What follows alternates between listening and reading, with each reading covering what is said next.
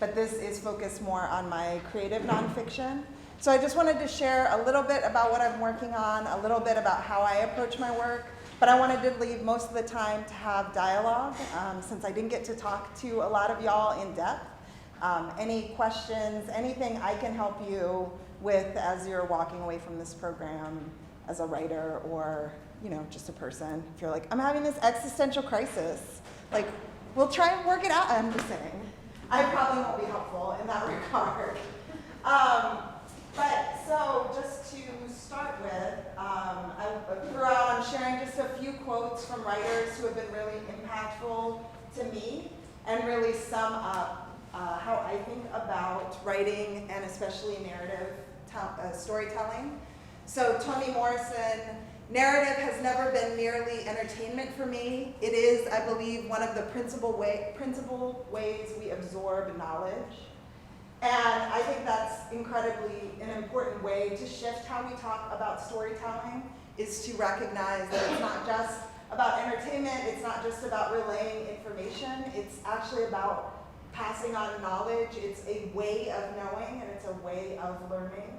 And if that is true, which I believe it is, then we who are storytellers have an immense responsibility tied to that. And some of the places that I learned that from are these books.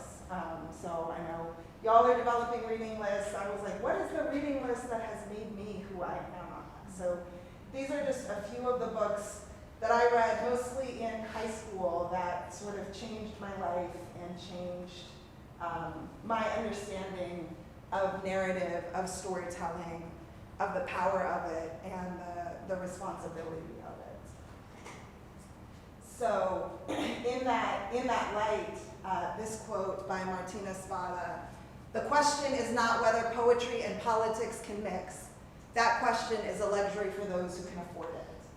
So for me as a writer, my writing has always been deeply rooted in an exploration of my identity, exploration of my place in the world, an exploration of the world itself, and an attempt to change the world.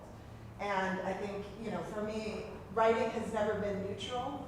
I've never purported to have my writing be neutral. I'm very clear my writing is on the side of transformation, of change, of liberation, of making a new world. And that is the standard by which I hope my writing is judged. People may find it lacking, but lacking in that way. Like, you didn't do enough to change the world. I'm like, I will take that.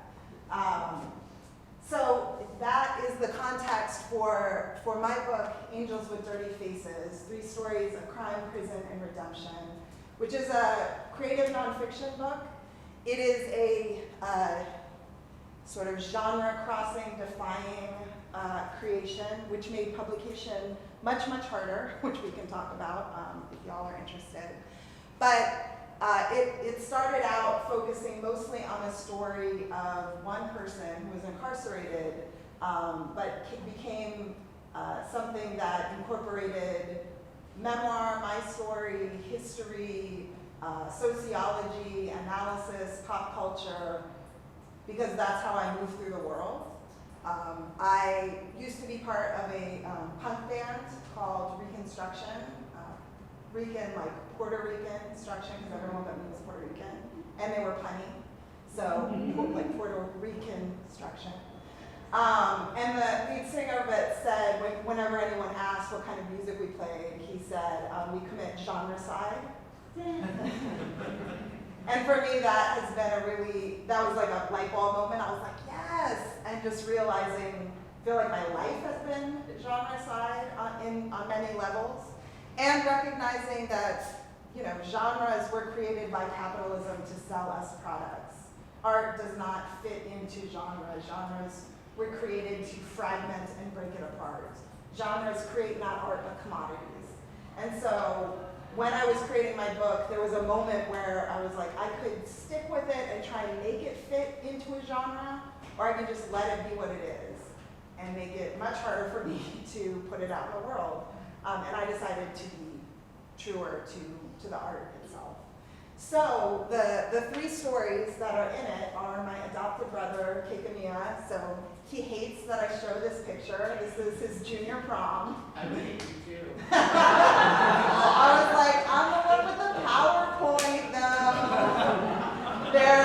there is a pink cummerbund that goes with that pink tie as well. This was a few months before he was arrested for conspiracy to commit murder and was tried as an adult and sentenced to 15 years to life. And so he did almost 30 years in prison, and he was released 122 days ago. It's amazing and very challenging, but incredible. He continually says, my worst day out here is better than my best day in prison. And that's the mantra that he repeats to deal with the immense, brutal aftermath of dealing with this world when you are not only poor and brown, but also formerly incarcerated. So this is just a very old picture of us. I was like, he has lost his hair, my hair has gone silver. There's a lot of changes. I also talk about my story in the book. So focusing on the prison work that I've done since I was 15 years old, going into prisons across this nation, working to support the leadership and voices of those who are incarcerated and their family members. And also my experience going through a community accountability process after I was sexually assaulted by my partner at the time. And being deeply rooted in the idea of alternatives to prisons, and after having gone through that process myself, realizing how messy, how difficult, and how many more questions there are that need to be answered, that our movements aren't struggling with around that. So still deeply believing in alternatives to incarceration and realizing often the questions we ask and our expectations set us up for these processes to be not only ineffective, but actually harmful. The last person whose story it is James McElroy, or Jimmy Mack, who was a member of the Westies, which was the Irish mob that ran Hell's Kitchen from the 1960s to the 1980s. They worked as contract killers and hitmen for the Gambino family, for the Italian mafia. So they worked with John Gotti, the Teflon Don. So I met Jimmy through Kikamiya. They were incarcerated together.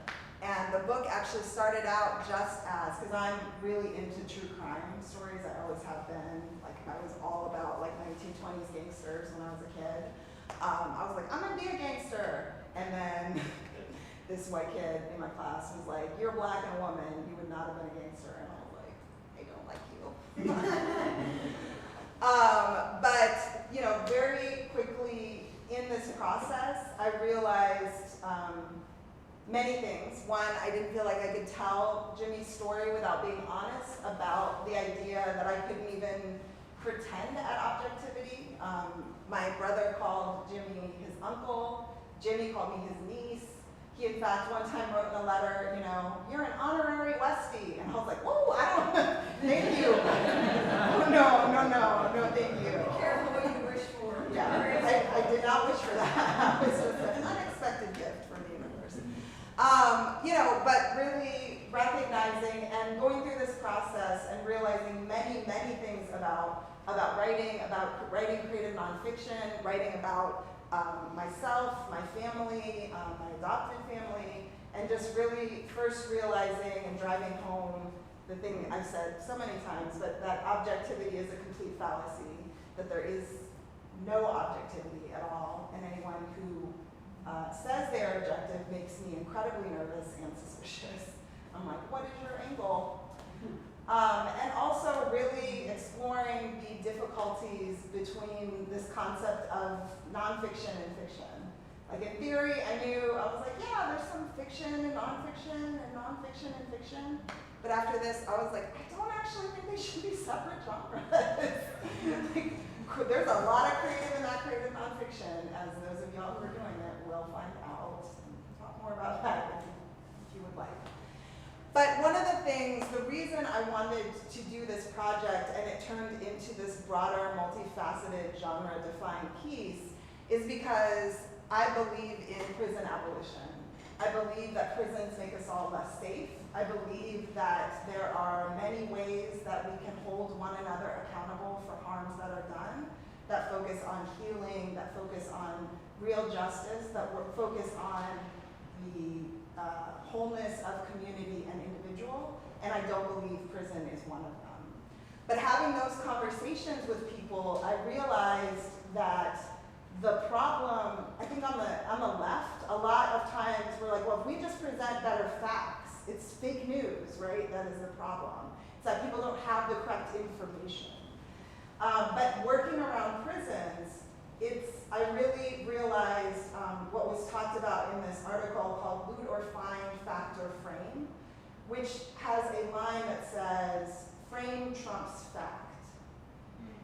And the idea is we have frames about this world that have become embedded in us, most often before we even remember a time before them. They are the boundaries of what everyone knows. And if we don't address those frames, people will distort facts to fit them into that frame unconsciously. They will break facts. They will throw out facts, right? The frame is what is important. And we can see that happen again and again in the news. When information is presented, it disappears because we haven't addressed the frame that holds that. And those two things can't coincide with one another. So folks will throw out over and over again facts and statistics if we don't address the racialized, especially the racialized frames that exist in this world.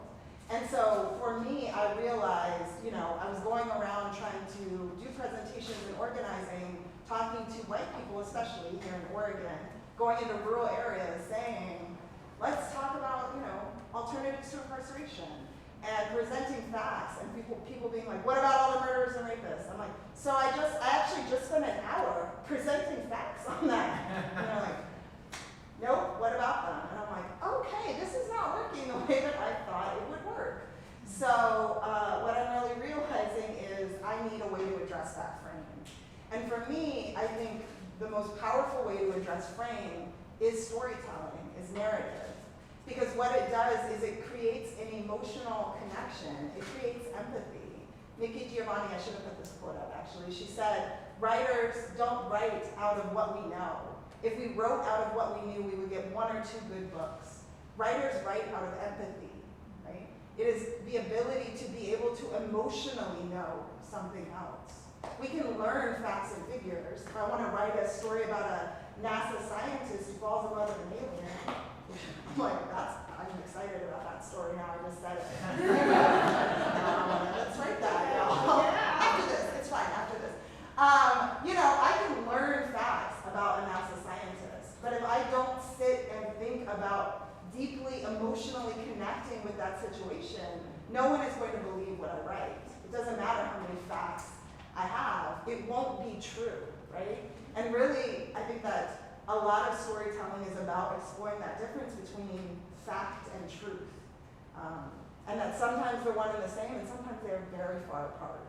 And so for me, I really realized it was important to get to the truth of prisons. And that's why I worked on this project. And I think there's been a lot of work around nonviolent offenses in prisons, drug offenses especially. And I think that's really important work. And I think the reality is that people do harm one another, and we need some way to deal with that. And for me, prisons aren't that way. And so I chose 3 stories of 3 different scenarios where immense harm was done. Actually, multiple harms were done by society, by individuals, by communities, by groups. And then my goal was to really humanize this and say, what does it mean to hold people who have done immense harm as human? And say, you have done things that are monstrous, you are still human. And what do we do now? And I think any conversation about prison abolition actually has to start there. And I think from doing organizing work and education work, I realized that's the only place to do that, right? Is to start with storytelling. Because it's not until we can have that emotional connection that we can begin to imagine something else is not only possible, but something else is happening. And so this quote by Bell Hooks, "The function of art is to do more than tell it like it is. It's to imagine what is possible." And I think that's a huge charge for us as writers. is, even if we are telling true stories, I'm not saying everybody has to go out and become a nerd and write speculative fiction, though we should do it, we should try it, it's pretty awesome, I'm just saying. I know we got some nerds here who are like, yeah, do it, come over. But even within us telling the truth, it is about saying, what is the point of truth telling, right? Is it just to say, this thing happened, it's true? No, it's not, right? None of us write without a point. And I think for us, we need to be really clear, what is our point? And I believe the point is to imagine what else is possible. If we're talking about what exists, it's to open up enough space to imagine something different and something else. And so I wanted to share this clip of Ursula K. Le Guin, who was an amazing fantasy, sci-fi writer, visionary. She unfortunately passed away from Portland, from Oregon. If you haven't read her work, you should. But this is just a speech she gave at the 2014 National Book Award. She got the Lifetime Achievement Award. So it's just a very short excerpt. I think hard times are coming when we will be wanting the voices of writers who can see alternatives to how we live now and can see through our fear-stricken society and its obsessive technologies to other ways of being, and even imagine some real grounds for hope. We will need writers who can remember freedom, poets, visionaries, the realists of a larger reality. Books, you know, they're not just commodities. The profit motive is often in conflict with the aims of art.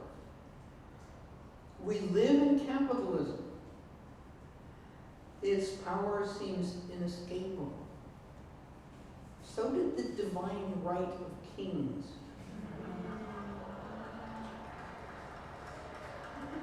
Any human power can be resisted and changed by human beings.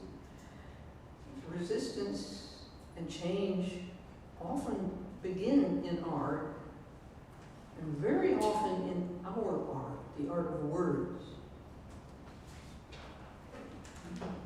So I strongly recommend just listening to that like once a week. That's also, when she's like, so did the divine right of kings, I'm like, just take the microphone off the stand and drop it. Stop it. She was a spicy lady. She was incredible. Yes. Amazing. Yes. That's a good word for her, spicy. Or genius. She can be a spicy genius. So many options. Yes. So I feel like Ursula said it. I don't need to restate it.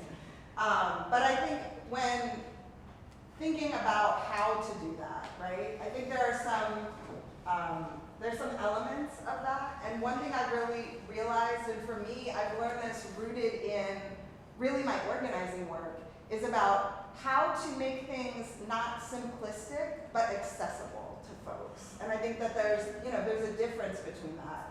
And a lot of my study is on the history of social movements, and specifically the Black Panther Party. And we can talk about that if you all want. I am working on a Black Panther science fiction, time travel, alternate history story, by the way.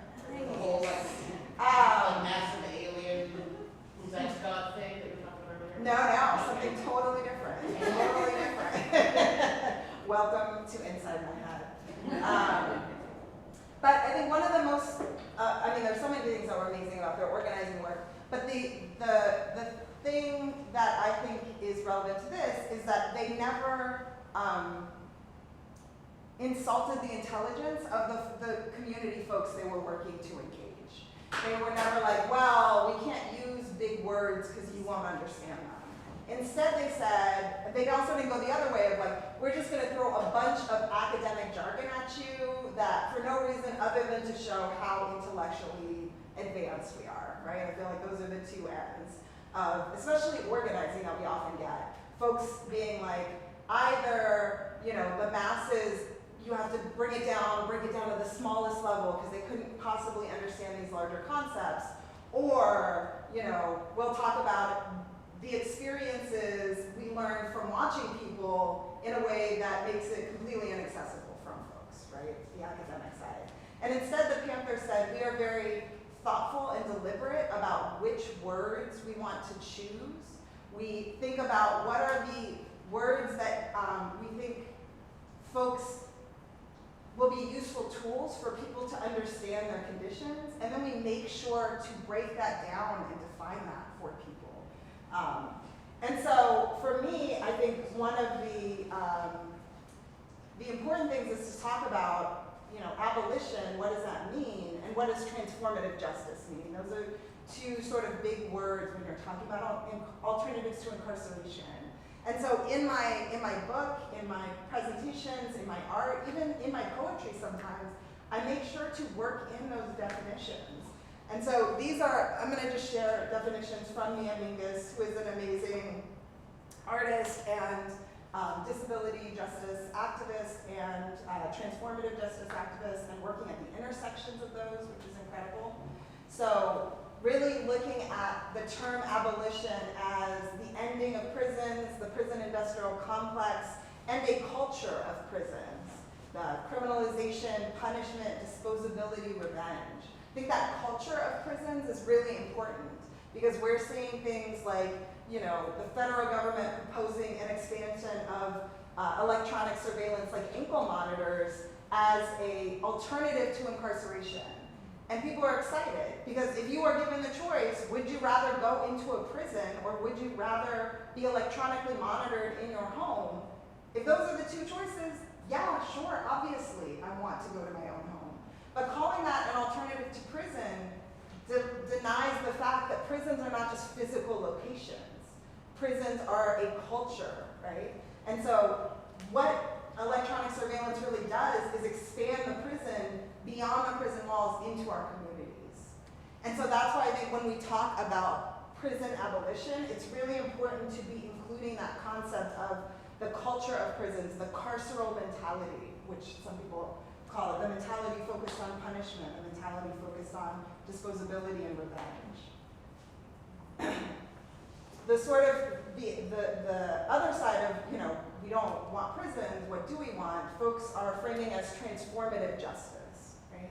A way to respond to violence within our communities that doesn't create more harm and violence, that actively works to cultivate the very things we know prevent violence, such as accountability, healing, trust, connection, safety.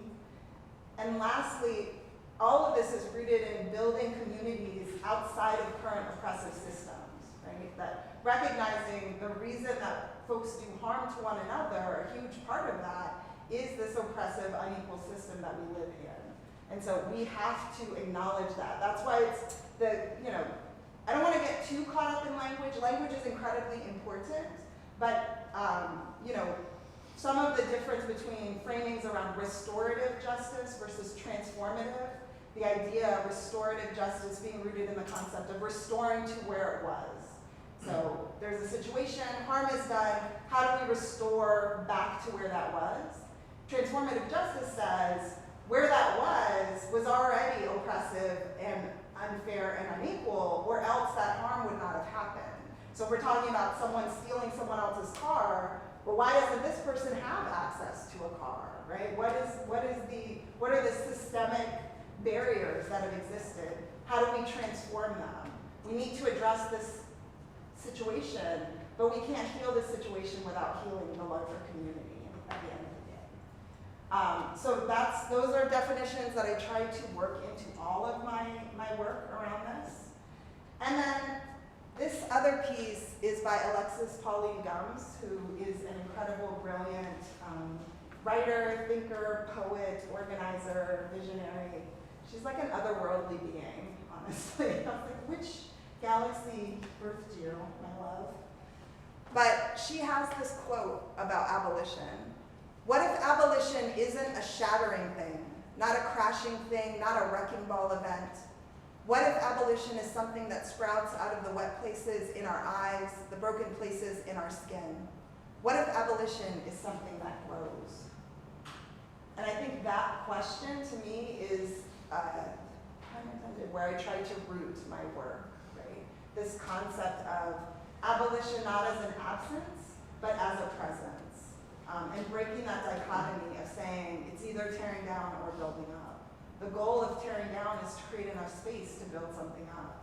And we can actually be doing both at the same time, right? Let's defy linear time. We can do this, y'all. Like linear time is bullshit. I think one of the ways to do that is to center those voices of people who are marginalized and oppressed, and especially folks who sit at the intersections of oppression. This Audre Lorde quote, "There is no such thing as a single issue struggle because we do not lead single issue lives." And I worked very hard in my book, right? There are 3 people in it. 2 of them are incarcerated. And I worked very hard as the person who was not incarcerated, who had literally all of the power. They gave me their stories and I could do whatever I wanted with them. To create systems of accountability for myself that would make sure that they stayed at the center of this and that they retained as much power as was possible. While being honest with myself that this was not going to be an equal power sharing situation. Because that's not the way that works. And so for me, it was really important to make sure that Kekemia and Jimmy read drafts of all of the chapters about them. And if they had concerns, we talked it through. And then I actually put some of that in the book because it helped me to grow. And it also helped me realize my own shit. I was like, things I told myself were true, and then they're like, that's actually factually incorrect. I'm like, that's not true. And then I went back and I was like, oh my God, it is. But to me, it became true because it fit into the frame I had already created around my own self and interaction with this. And so, I think a lot of, especially journalists, are like, I don't let my subjects read what I write. In this case, I was like, these folks have had everything taken from them except their stories, except their lives. I will not participate in perpetuating more violence upon them by ripping that away either. And so I was very clear that if there came a point where Kekemia or Jimmy said, this can absolutely not go in the book, I am not comfortable with it, and we tried going back and forth rewriting it, and if it was such an important thing that it would compromise the integrity of the book, I was like, I will walk away from this book before I will A, compromise my integrity, or B, do the violence of ripping their stories away from them. But I think being rooted in that place made it that, Jimmy especially was like just excited about everything. He's like, oh, that's awesome! It's like, are you sure? And he's like, it's great, keep doing it. I'm like, okay. I think Kekemia, because he's my adopted brother, was a little, we had more, there was more back and forth. There were a lot of calls from prisons usually last 15 minutes, so there were a lot of 15-minute heated arguments that get cut off and then you have to call back. It's a really difficult way to have an important conversation with someone, is 15-minute calls that cost $10 a call. So, anyway, so this is true for writing, the leadership and vision of those at the intersections of identities and oppression, centering those ensure all communities and everyone in them are safer, stronger, healthier, and more whole. And I learned that, again, from organizing work, especially from the organizing work of queer and trans folks of color, and really seeing the ways that when queer and trans folks of color's leadership is centered, we get to see how to make the community safer and stronger and more whole for everyone. So and so I did just want to share some resources around alternatives to incarceration, as I am at heart an educator. So folks are like, whoa, that's big. How would you even do that? We can definitely talk about that. But there are tools that are being created. I read creative, so I was looking at it. So Creative Interventions Toolkit is created by the organization Creative Interventions, which looks at stopping violence within families, especially incest and childhood violence, outside of the criminal legal system, because the vast majority of those cases will never go to the criminal legal system, right? Because that is something you deal with in the family. Most often we just don't deal with it in the family. So this toolkit is like 500 pages. You can download it for free online, and it walks you through how you create accountability processes around this. So there's the creative interventions toolkit. This is sort of a more personal exploration. Again, all of these are available. This one's, this one's available free online for download. So you go through it and fill out and think about, what is my idea of justice? What is my idea of accountability? Where did I learn that from? It asks different questions and has different explorations. So this is just sort of an example of the page inside. So you can kind of see some of those questions. So it's really a chance to reflect, because these are huge issues and they're also personal issues, because every single one of us has been harmed by someone on whatever level. There is not a single person who has not been harmed and who has also not done harm. And so to really think about that personally as well as in these larger abstract ways. And the last one is available for purchase. It's just come out. It's called Fumbling Towards Repair, a workbook for community accountability facilitators. And it's by Miriam Cava, who's doing incredible work around this. She's also doing incredible artistic work. She's done a ton of projects, but one that I loved is she actually worked with photographers to take photos of what prison abolition would look like. And that was just kind of their prompt. So some took pictures of broken bars. Some took pictures of their favorite spot. Some took pictures of this beautiful, calm water bathed in light. Some took pictures of community accountability processes. It was whatever the photographers thought. It was a really incredible thing. So those are just some resources. And the last quote I want to share before we just have some conversation is from Mark Gonzalez, and it says, "Every structure is kept in place by stories. The current narrative is crumbling. Plant your story in cracks where existed before only steel. This is how we will grow a living anthology." Which I can't add to. I'm just gonna let Mark Gonzalez virtually do his job. So, yeah. So for people that like to tell other people's stories in addition to their own, I had an opportunity to potentially lead a group at Coffee Creek, a women's group. I had proposed creating a creative writing program there, and I was working with them to do that. Somebody else had already gone down that track. I guess I had an interest in doing it, but I think I was blinded by how naive I was, because I went to go for a visit. And I thought sometimes people have lofty goals to help people tell their stories, and they want to open-heartedly help facilitate and open up those conversations. But I think sometimes, at least for me, I felt a little naive about going into it, and I wasn't really clear about the process. Sometimes they don't want outsiders in, and so if there's, you may talk to how it is to work within a prison system as somebody even wants to make a contribution, and how does that work? Yeah, I think that's a really huge question. So I can talk a little bit about it. I could talk a lot about it, but I'll try and stay focused.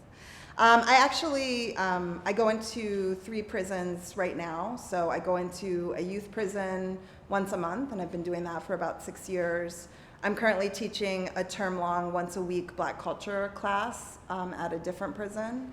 And then I go in more, it's more like every 2 months, to this book club at a different prison.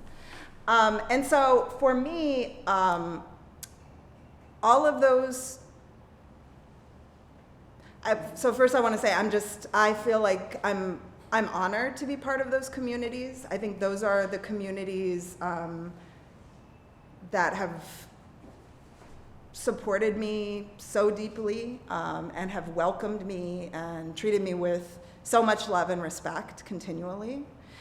I think one of the things is about doing our own homework when we're engaging with folks who have been marginalized and oppressed in this society in ways that we haven't. is making sure that we're not, as you're, talking about and wanting to make sure you're not doing, coming in and being like, you poor dears, I know what's best for you. Like, let me offer you this opportunity you've never had before, right? I think that for me, what I've seen is the incredible organizing and leadership that happens while incarcerated. I think, again, centering the leadership of people who are most marginalized. Some of the most incredible organizing work I've ever seen has happened behind prison walls. And we on the outside have so much to learn from folks. People are continually organizing themselves, even if it looks different in different places. There's actually a great book called Resistance Behind Bars by Victoria Law that's specifically about the organizing of women in prison, which looks different for a number of different reasons that are not rooted in a genetic, biological, like, women be tripping, am I right?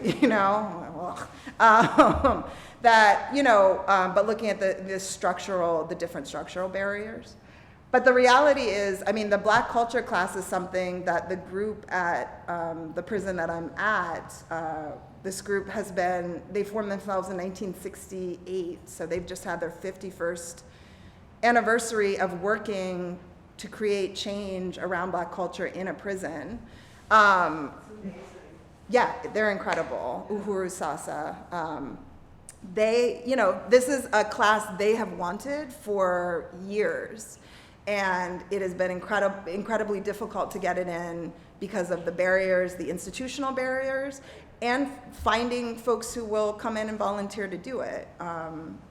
And so, I took my guidance from them. They came to me and they said, would you do this class? And I was like, I will. How do you want it done? So we did a survey of all of the membership, the potential membership. What do you want to study? How do you want to learn, right? Not just content, but form is really important. We did a survey. We created a curriculum. I created it with the club members. And then we ran that by the membership and said, what's missing from this? What else needs to be added? And then, we've started the class, and folks have been so excited and so, brilliant and incredible and engaged. And it's been a collaborative process as we're going through. Some folks were like, oh, well, I would like to do this. I'm like, well, we aren't able to do that because of this. And they're like, okay, well, what about this? And I'm like, oh my God, y'all are so brilliant, right? So I think it is also about building in the time and space as much as possible and as much as the restrictions allow to be collaborative to folks, to not come in and say, this is what I'm giving you, but to say, what can I bring you from out here that would be useful and helpful for what you're already doing in here? Whether people are organized together in groups or not, folks are already doing the work, right? Internally, personally, emotionally. So I think, this is my experience with folks who are incarcerated, but this is the experience of working with people who have been marginalized and oppressed. And I think this is really important as folks go into your, it's not, you don't have to worry about it now, but the social justice, the community engagement piece, to really be thinking about how can I take leadership from people who are directly affected rather than how can I come in and begin something? Because there's always already something, right? And if you don't know about it, then it's about finding out. But I'm happy to talk more one-on-one with you about that. Was that a answer? Yeah, so many different thoughts. Just thank you so much. You were talking about imaginative fiction, science fiction, that sort of thing. And it's something that I think a lot about is that we need monsters and aliens in our stories because so much of the violence that happens in our world is invisible, especially to white people with wealth. That violence is invisible, so we need metaphors that can stand in for that violence often. And that's so that's sort of a half-formed question, for you, why is imaginative fiction so important? And then just the one other thing I wanted to throw up there that at least in my head is sort of related. I work for a library, and every couple of years I get to help order books for a youth prison. And one of the things we always run up against is getting books approved. You can't so there's a power struggle. The work you're doing is it's a power struggle within the prison for you to even be there, I would imagine. So I don't know if you can sort of talk about those dynamics. Sure. I mean, I can start there since we were talking about. I mean, I don't think it's a power struggle. I don't have power, right? Like, I don't have leverage coming in. I'm not able to say like, you guard, you don't get to work here anymore. You get out. You're done. But a single guard can say that to me, right? And terminate my class or file a complaint and terminate the course entirely. So, you know, I think that's always important, right? And I think that it's important to recognize these structures and to engage with them in that way. For me, when I engage with oppressive structures, with institutions, it's about what is the goal here? And then what do I need to do to continually move towards that goal? My goal is not to change the mind of every single person working in that prison that I encounter, right? My goal is to get access to folks who are behind these walls and work with them and bring whatever I can and support their leadership and their work. So what do I need to do to move towards that, right? And so for me, I think that's always important. And I think that's always important, you know, in some ways that's similar to writing because it's about like, who is my audience? I'm very clear, my audience is not every person I encounter in the prison. My audience is the people I'm working with. What do I need to do to get to them, right? And then I do whatever is necessary, but my goal is them. My goal is not, how do I share this information with everyone here? Because I don't have that kind of time or energy. It's not useful. It's usually like people aren't interested. And it also potentially means I might get cut off from those folks. So I think that piece is really, you know, is really important. I work to be very clear about who is my audience for my writing, work to be very clear about who am I in solidarity with in this space, and then what do I need to do to support them? Obviously acting within, you know, my own framework of principles and integrity. I think the concept of monsters and aliens, I think, you know, it's very complex because the reality is marginalized people are usually the monsters and aliens, right, for white people. So when you're talking about, you know, Frankenstein's monster as an exploration of the colonialism and, you know, aliens as the other coming from, you know, like literally alien is what we call human beings as well. And so, you know, I mean, that's part of why I loved science fiction as a kid, which I didn't realize until later, is because it told a story from a point of view that felt familiar, right? Like, I'm obviously not a green-blooded Vulcan, but I certainly felt a kinship with Spock in a way I didn't feel with Kirk. I was like, okay. You a lot. There's a lot with you right now. You know, but Spock's position, okay, I'm not gonna go on a Star Trek rant, sorry. I'm just gonna say the rampant racism of Dr. McCoy, where he is going off using horrific racial slurs and oppressive frameworks, and Kirk is like, you too. I'm like, what is happening right now? I was like, oh, Kirk, you consummate white liberal. It seemed good fun. I'm like, oh my God. But anyway, so I certainly, you know, so I think that idea of like, who is creating these monsters and who is defining who the alien is, you know, I read fantasy and sci-fi because I was like, oh, these people are marginalized in these societies. I may not be able to find a book about a little black girl, but I'm finding these books about these folks who are being, as a race, being targeted and oppressed and marginalized, and that resonates. And I get to see stories through their eyes. I get to hear from their voices. And so, you know, I think that piece is really important. I also think, again, it's really important, you know, I think that one of the things that is useful about imaginative fiction or fantastical fiction is that you go to a different place. There's a suspension of disbelief. You know, if you're trying to talk to white folks here about race, white people shut down because they're like, you're about to tell me I'm terrible. You're about to like tell me all the terrible things I've done. I can't listen to it. Like, you know, and you're like, I haven't even said a sentence yet.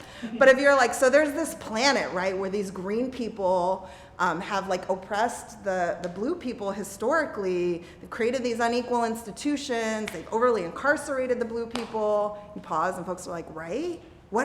Do the blue people rise up? They should. It's oppressive. And I'm like, isn't it? Isn't it? I think the danger of that is not bringing it back to here, right? Which a lot of things, you know, I have this great, in a different, I love my PowerPoint. So I was like, I have another PowerPoint. I'm like, leave the PowerPoint alone. But Octavia E. Butler, who was an incredible Black feminist science fiction writer and public intellectual, did an interview on Charlie Rose, and she was telling this story that she was on a panel with I think it was a sci-fi editor or publisher, and he said that he didn't think the presence of people of color was necessary in science fiction because anything you needed to say about race you could say with aliens, right? And she was like, if he wanted a fight, he certainly started one. I was like, woo. But I think that is the danger, right? Is you can have these stories that make white people feel comfortable about talking about inequality and oppression and not bring it home because folks need to be uncomfortable. It's like, okay, well, if the dwarves were right to rebel over there, what does that say about what's happening here, right? And we saw this with the Hunger Games. The Hunger Games, the second one was playing in theaters. People were like, yes, Mockingjay, you know, rise up. Blow up the Capitol, and Ferguson is happening in the street, and they're like, what is wrong with these Black people? Why are they tearing up their own neighborhoods? And I'm like, oh my God, right? And that's because it is, you know, in many ways what happens then is that becomes a colonization of the realities of oppression, right? Which is also X-Men, which, you know, I'm like, I love me some X-Men, I can critique what I love, but, you know, it's white people getting to play at this oppressed position that, you know, folks have experienced, and but they're all white. So it's like Scott is just, you know, Cyclops is just as oppressed as Storm. And I'm like, yeah, that's not right. In 1965 in the United States, really? Like, they're both mutants. I'm like, oh, okay, all right, okay, right? And so it allows white folks to, you know, to kind of have this fantasy where they get to take on the nobility of the oppressed without having to give up any privilege and then come back and be like, well, that was fun. Woo! Whiteness is awesome now, right? And so, you know, that was a long rant, but I do think when we're thinking about this construction of monsters and aliens and mutants and these others, how are they being most often constructed out of the position of oppressed people, because that's who the other is, and we build new worlds out of what we know, and how are white folks using that to further this world? And for me, what's most important is how are oppressed peoples using that to subvert these worlds and imagine different ones. I know you had your hand up in the back. Hey, so I just wanted to give like a real world application. I was incarcerated for 3 years, and we had a little book club while I was in. I got out in April 2016. Your book was the first book that I sent back to those dudes. Oh. So it's nice. I just want to say thank you. It's nice to see you. Thank you. Thank you so much. I'm really honored by that. Thank you so much. Yeah, thanks. Did you have your hand up? I was just going to take us back to the sci-fi, I mean, if you want to go back, we can go back. I was just going to say, one of my favorite episodes of TNG is one about Data. He gets consigned that he has to leave the Enterprise, and he makes this argument that he has the right to choose where he works.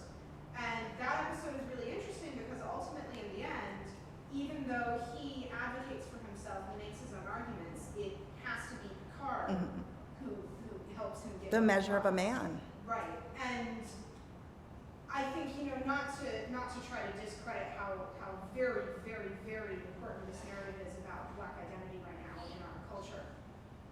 I just want to point out that I think the subject of science fiction is also extremely relevant to future oppression, where we are at a point right now where it's looking very seriously likely that we will be looking at sentient robots in the future.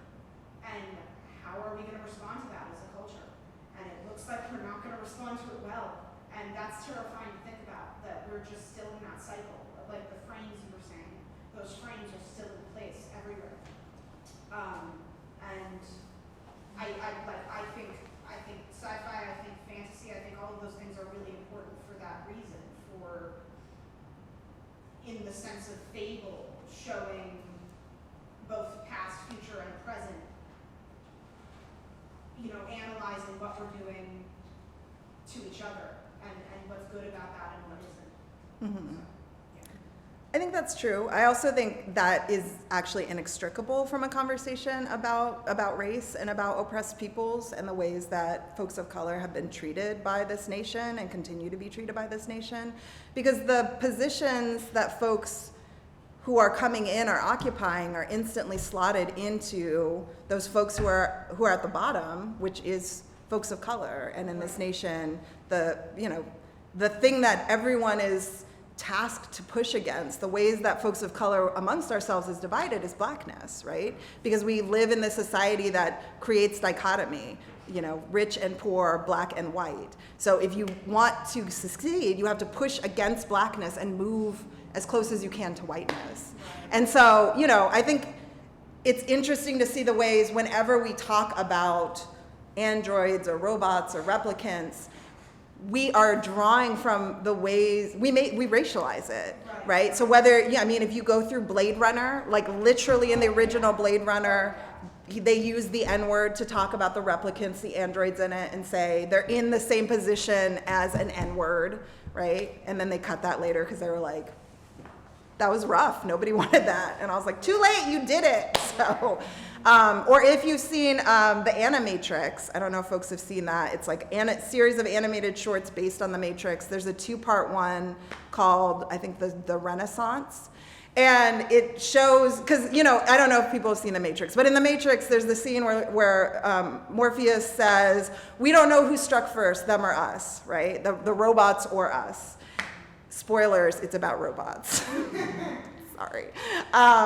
In the Animatrix, it's basically like, oh no, we know who struck first. It was us, right? Because we created androids and put them in these racialized, oppressed positions. The images of oppression that they use are all from folks of color. So they use Richard Wright's native son, right? This robot goes on trial for killing its owners, and its name is BI-66ER, which is bigger, which is the name of the main character from Richard Wright's native son. There are scenes from the Middle Passage, from Tiananmen Square, from Hiroshima, right? This is what is done to these. So in this conception, this imagination of how would we oppress and destroy and push this race of aliens or androids to the point that they would attack us and make us into batteries, they're like, we would just treat them the same way that we treat people of color, and that would lead to them enslaving all of us because it's so horrific. And I'm like, well, there you go, y'all. Right? So, yes. In the handouts that you were talking about, those 3 toolkits that were different, do they address how to deal with frames specifically?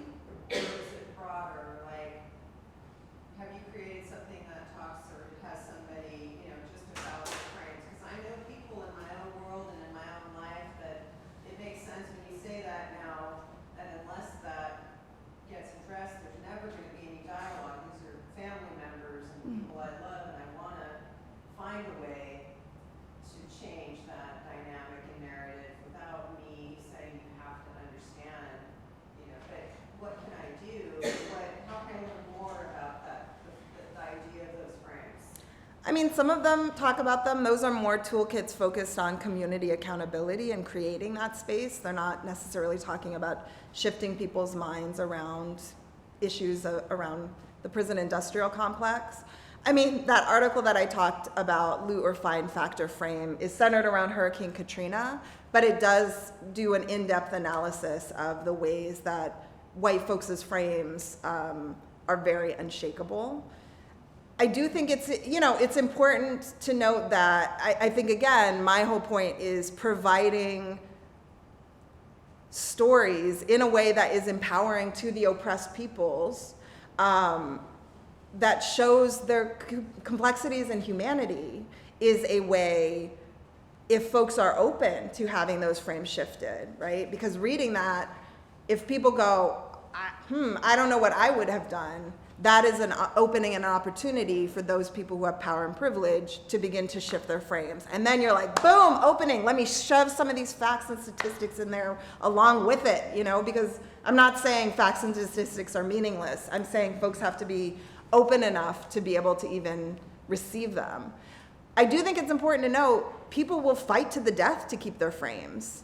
They will, because changing those frames is not just changing their world, it's changing their perception and understanding of themselves.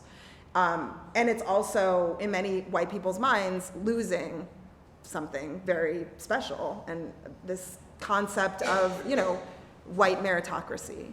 And so there are some folks who will not, it doesn't matter what you do, they're just shots fired the minute you come for that frame because they want it. So, my focus is, I'm very clear, my audience is, folks who are marginalized and oppressed and who are trying to figure out these complexities. I'm so honored by you sending my book back in, and I feel like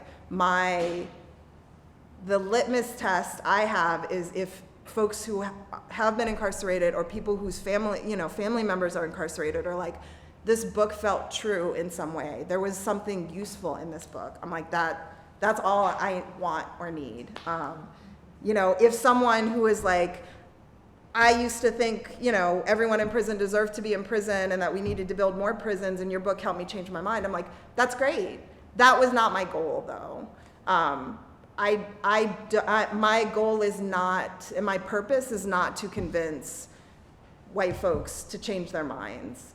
My goal is to write and to create opportunities and possibilities for people who have been marginalized and oppressed. I think that, you can do some of both, but any time in my writing I've had to make a choice, I have worked to choose people who are marginalized and oppressed. I think for people who, who are white, who come from dominant identities, that's a different area of work, right? And I think there are people who do both really well, right? This is James Baldwin. In the same essay, we'll be speaking to white folks and black folks fluidly, going back and forth. And there are parts where you're like, he's right through these pages, he's looking right at me. And then you're like, and now he's looking at you. And I'm listening in, and I'm like, get him, James, get him, right? But, I think that is one of the countless things that is brilliant about James Baldwin, is he is able to do both of those. I would never aspire and say that my work is able to do both of those things. And that, again, my goal was oppressed and marginalized people, especially folks who are incarcerated or folks who had family members. And if the choice had to be made, I think in every area of my life, I would choose them, so. Oh, yes.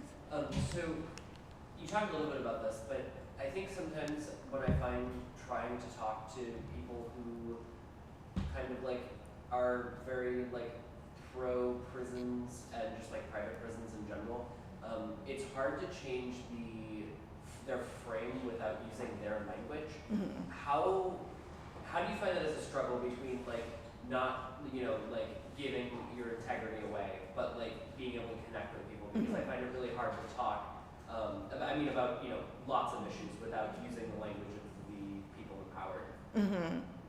Yeah, I think that's really hard, and I think especially around prisons and this carceral mentality, it's really hard because it's been ingrained in all of us to connect prisons to crime to safety. And even as we're trying to critique stuff, we often end up replicating it. And I did have a slide I can show y'all. I'll just do it now. But for some reason it's not. Okay. I don't know, my computer is doing its own thing now, so. This quote by Angela Davis: "The prison is a key component of the state's coercive apparatus, the overriding function of which is to ensure social control." I come back to this, and this is a picture from the Attica prison uprising in 1971. I come back to this over and over again, because even as someone who is an abolitionist, even as someone who has studied prisons, who's done organizing around prisons for more than my adult life, it is a continual struggle for me to separate out prisons from crime. Prisons have nothing to do with crime. Prisons are about social control. And the notion of crime itself is political, right? For me, so those have to be broken apart. Crime and harm have to be broken apart, right? Because crime is a political creation that changes over time to suit the wills of those who are trying to maintain power. It was a crime for enslaved black folks to run away. Martin Luther King Jr. was a criminal who was arrested, right, and tried and convicted. Those crimes, those laws have changed. The laws are not about justice. Laws are about social control. But if we talk about harm, if we talk about the harm that human beings do to one another, or the harm that we do to animals or this planet, harm does not change, right? Whether it is, 800 BC or it's today, harm is harm. We know when we have harmed someone, or if we don't know, they know and the community knows. So I think it's really important for me to separate out crime from harm and to make that clear when I'm having conversations with people about it. And to just say, not use the word crime, and to be clear about why I'm not using it. To not just say back harm and they're like, oh, you mean the same thing. Because I think what often, and that's part of the definition thing that I was talking about, we use the same words and mean very different things, but think we're having a conversation. We're actually not talking about anything at all. We're just actually further entrenching each other in our own positions, because we're not using the same language. So when I talk about prisons, if I say prison industrial complex, I define that in a conversation. If I say harm, I'll say, I'm talking about the harm people do as opposed to crime, which I believe is separate, and, give just a little spiel of what I did there.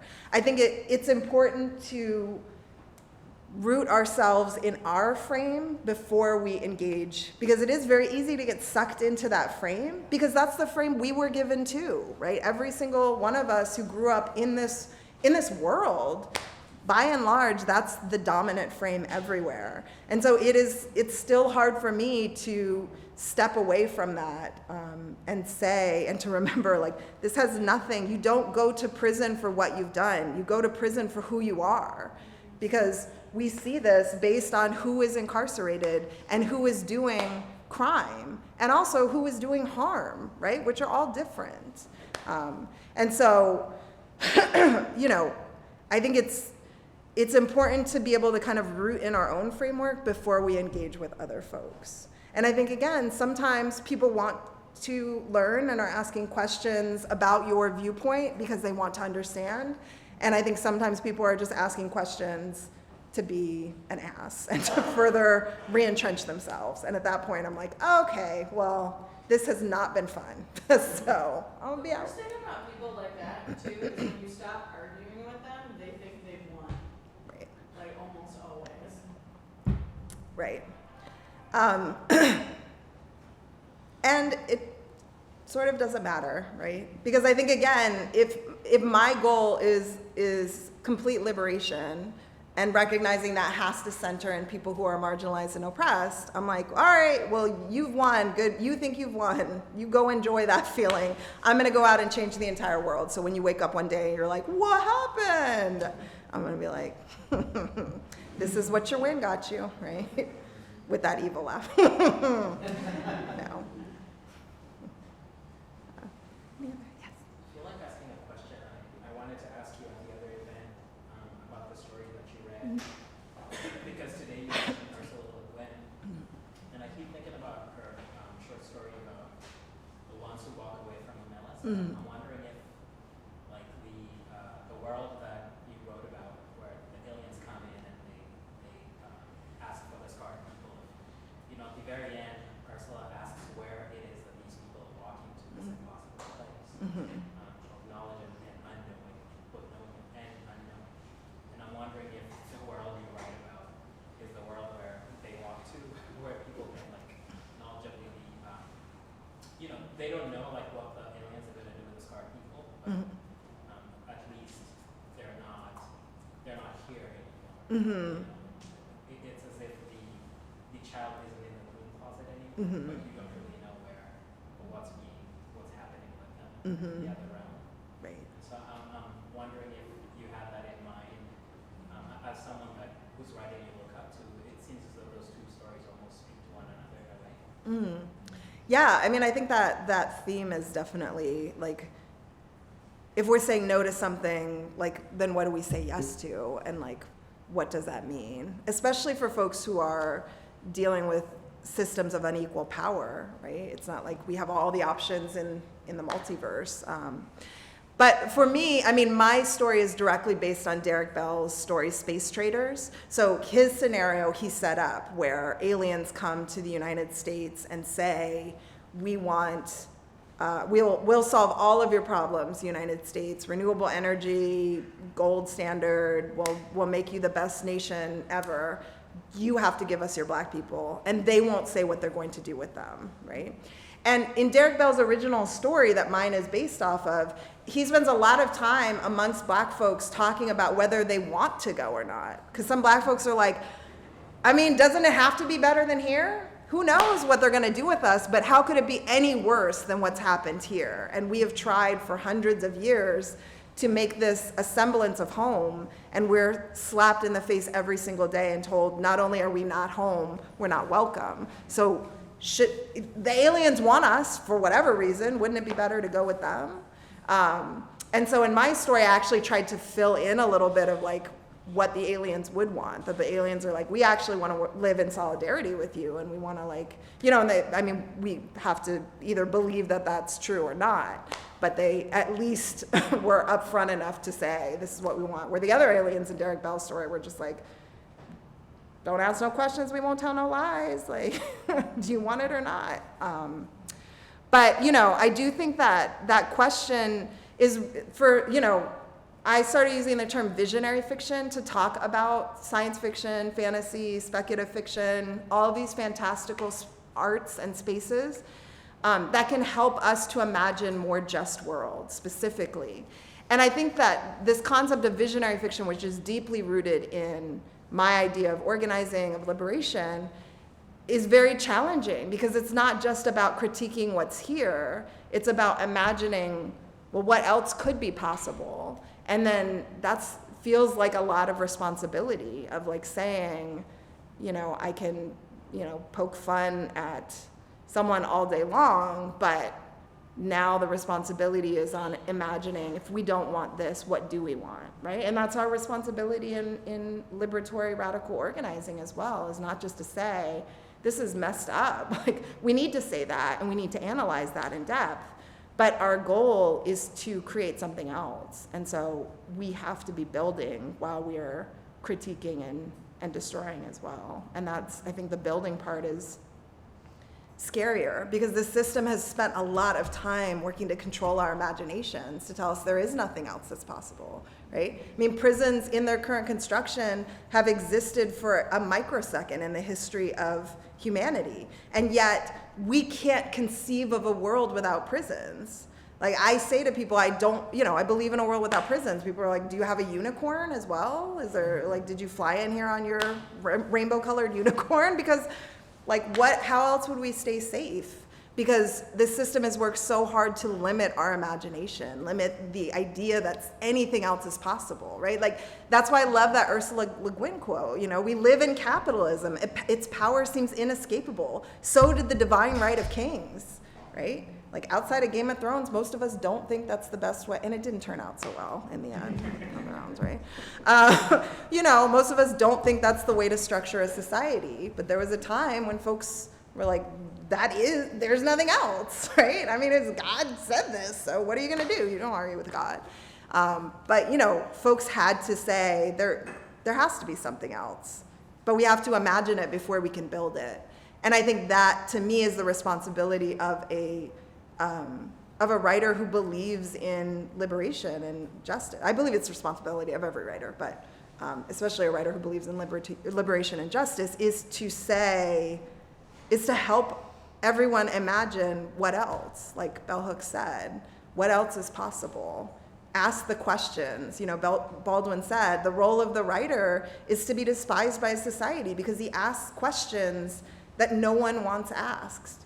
And he doesn't have to answer them, but he does at least have to ask them, right?